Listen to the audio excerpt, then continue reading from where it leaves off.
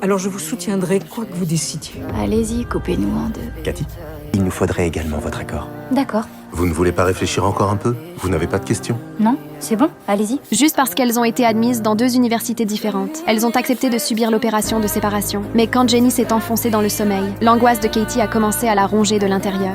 Je veux plus de l'opération de séparation. Finalement, j'ai changé d'avis.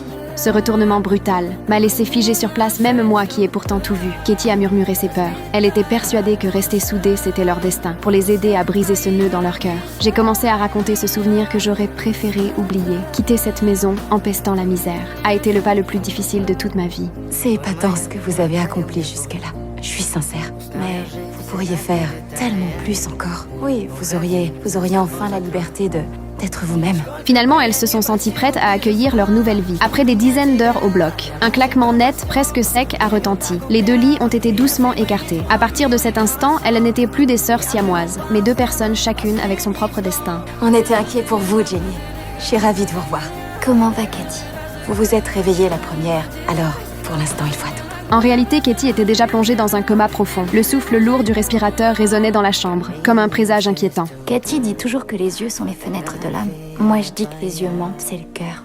Eh bien, dans ce cas, votre âme va très bien. Le flux sanguin est suffisant et régulier. La ventriculographie nous en dira plus sur la fonction cardiaque. En voyant le flux sanguin puissant sur le moniteur, je me suis dit que le cœur de Jenny semblait tenir bon, mais la vérité cruelle se cachait sous l'image du scanner. Quand le produit de contraste a traversé le ventricule, la machine a révélé une réalité terrifiante. Le cœur de Jenny est encore plus atteint qu'on ne le pensait. On ne s'en est pas rendu compte parce que le cœur de Cathy faisait tout le travail à sa place. Il lui faut une greffe. On ne trouvera jamais de donneur compatible à temps. Si, on a déjà un cœur parfaitement compatible pour Jenny. Les 2 sœurs sont monozygotes et donc identiques sur le plan génétique. Il ne vous aura pas échappé que Cathy est en vie.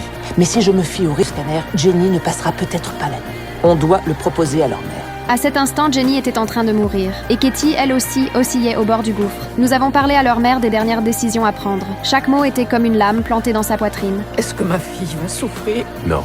On va simplement arrêter le respirateur. Une fois qu'il sera débranché, elle s'éteindra paisiblement. Les mains tremblantes, elle a signé l'accord d'abandon des soins, alors que nous allions retirer le masque à oxygène. Les constantes de Katie ont commencé contre toute attente à se stabiliser. Elle se stabilise. Qu'est-ce qui se passe? Je ne comprends pas. Cathy n'est pas prête à partir.